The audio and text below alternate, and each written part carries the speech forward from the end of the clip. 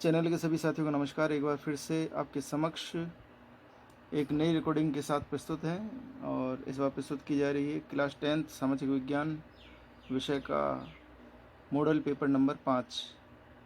यह रिकॉर्डिंग आपको 2 पार्ट में प्रेषित की जाएगी, पार्ट 1 और पार्ट 2। जैसे कि हर बार की तरह इस बार भी पार्ट 1 में आपको 19 क्वेश्चन प्रस्तुत किए जाएंगे और पार्ट सेकेंड में 20 नंबर प्रश्न से 30 नंबर प्रश्न तक। पार्ट 1 में जो 19 प्रश्न प्रेषित किए जा रहे हैं उसमें टोटल जो पहले प्रश्न से 10वें प्रश्न तक है वो एक नंबर का प्रश्न है, जबकि 11 से 19 तक 2 नंबर का प्रश्न है। ठीक है ना। पार्ट सेकंड में 20 नंबर से 26 नंबर तक के जो प्रश्न है वह 4 नंबर के आएंगे और 27 और 29वां जो प्रश्न है वह 5 नंबर का है। 28वां प्रश्न 7 नंबर का, और जबकि एक लास्ट जो प्रश्न है 30वां जो प्रश्न है वह 5 नंबर का प्रश्न होगा, जिसमें कि भारत का नक्शा पूछा जा रहा है परीक्षा में। आप इन बातों का जरूर विशेष ध्यान रखें और साथ ही एक निवेदन है कि प्लीज़ इस रिकॉर्डिंग को आप उन विद्यार्थियों तक जरूर पहुंचाने का प्रयास करें जो कि क्लास 10th का एग्ज़ाम देने जा रहे हैं या उसकी तैयारी में लगे हुए हैं। ठीक है ना। तो रिकॉर्डिंग प्रस्तुत की जा रही है हर बार की तरह। क्लास 10th के ही स्टूडेंट हैं बंटी, उनके साथ प्रस्तुत है रिकॉर्डिंग। मॉडल पेपर नंबर 5 सामाजिक विज्ञान कक्षा 10।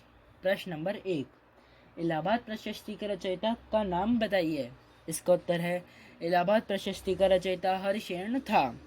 प्रश्न नंबर 2, हल्दी घाटी को मेवाड़ की थर्मोपल्ली किसने कहा।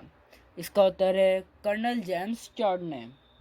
तीसरा, प्रत्यक्ष लोकतंत्र से क्या आशय है। इसका उत्तर है प्रत्यक्ष लोकतंत्र वह शासन है जिसमें जनता स्वयं प्रत्यक्ष रूप से राज्य की प्रभुत्व शक्ति का प्रयोग करती है। प्रश्न नंबर 4, मालगाड़ियों के संचालन हेतु पृथक से निर्माणाधीन रेल परियोजना का नाम लिखिए। इसका उत्तर है मालगाड़ियों के संचालन हेतु पृथक से निर्माणाधीन रेल परियोजना का नाम समर्पित माल भाड़ा कॉरिडोर परियोजना है। प्रश्न नंबर 5, राष्ट्रीय आय गणना हेतु राष्ट्रीय आय समिति का गठन कब किया गया। इसका उत्तर है राष्ट्रीय समिति का गठन अगस्त 1949 में किया गया। प्रश्न नंबर 6, अर्थव्यवस्था को मुख्यतः कितने क्षेत्रों में वर्गीकृत किया गया है, नाम लिखिए।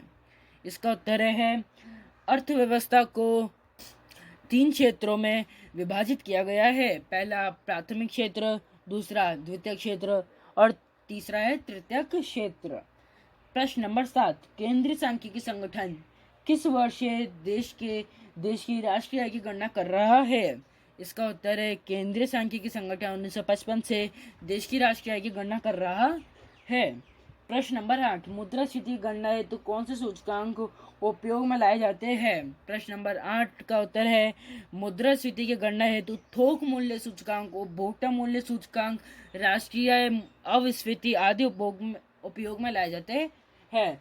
प्रश्न नंबर 9, भारत में गरीबी को मापने का प्रथम प्रयास किसने तथा कब किया। इसका उत्तर है भारत में सर्वप्रथम गरीबी के मापन का प्रयास 1868 में दादा भाई नारोजी ने द्वारा किया गया। प्रश्न नंबर 10, कृषि क्षेत्र में कौन सी बेरोजगारी अधिक पाई जाती है। इसका उत्तर है कृषि क्षेत्र में छिपी हुई एवं संरचनात्मक बेरोजगारी अधिक पाई जाती है। प्रश्न नंबर 11, राज्यपाल पद के उम्मीदवार में कौन सी योग्यता आवश्यक है। इसका उत्तर है पहला, वह भारत का नागरिक हो, दूसरा उसकी आयु 35 वर्ष से अधिक हो, तीसरा वह संसद अथवा राज्य के विधानमंडल का सदस्य ना हो पहले से सदस्य हो तो नियुक्ति की तिथि से उसे उसकी सदस्यता का त्याग करना होगा। चौथा, वह सरकार के किसी लाभ के पद को धारण किए हुए ना हो।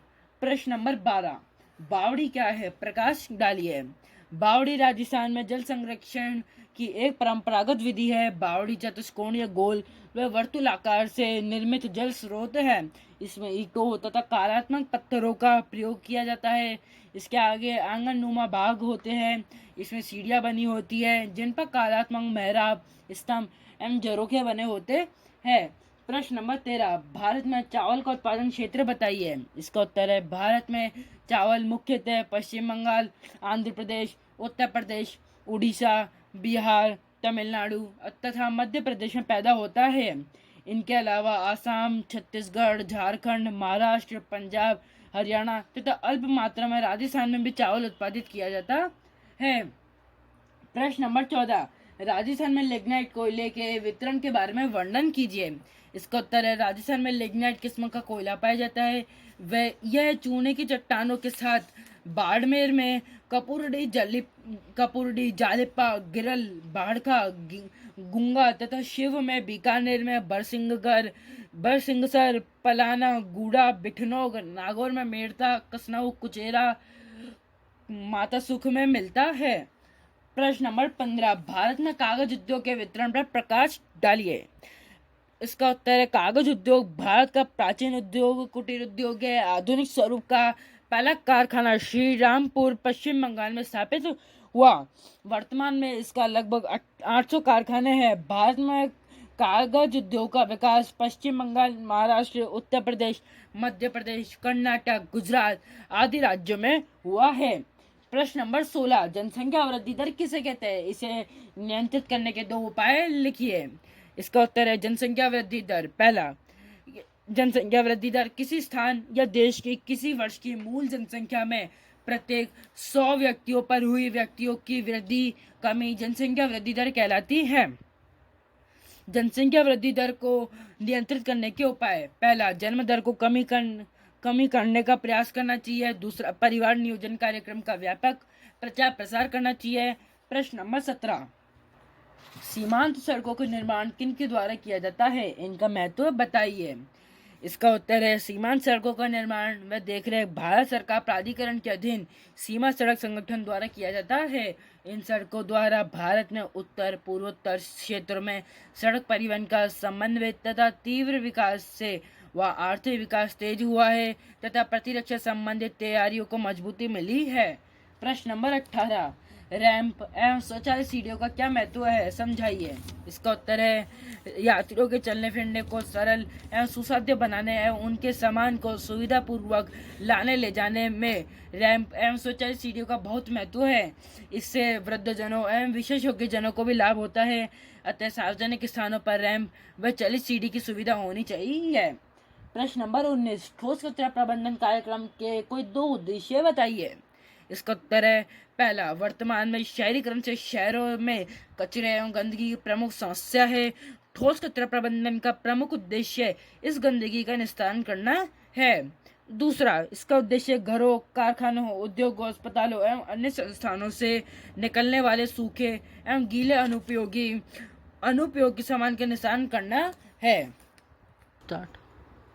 तो इस प्रकार आपके समक्ष ये पार्ट 1 की रिकॉर्डिंग प्रस्तुत की जा चुकी है मॉड्यूल नंबर 5 की, और इसका जो पार्ट 2 है वह थोड़ी देर में आपके समक्ष प्रस्तुत होने जा रहा है। एक बार पुनः रिक्वेस्ट आपसे कि प्लीज़ इस चैनल को आप सब्सक्राइब करें और रिकॉर्डिंग को उन विद्यार्थियों तक पहुंचाने का प्रयास करें जो क्लास 10th का एग्ज़ाम देने जा रहे हैं या उसकी तैयारी में लगे हुए हैं।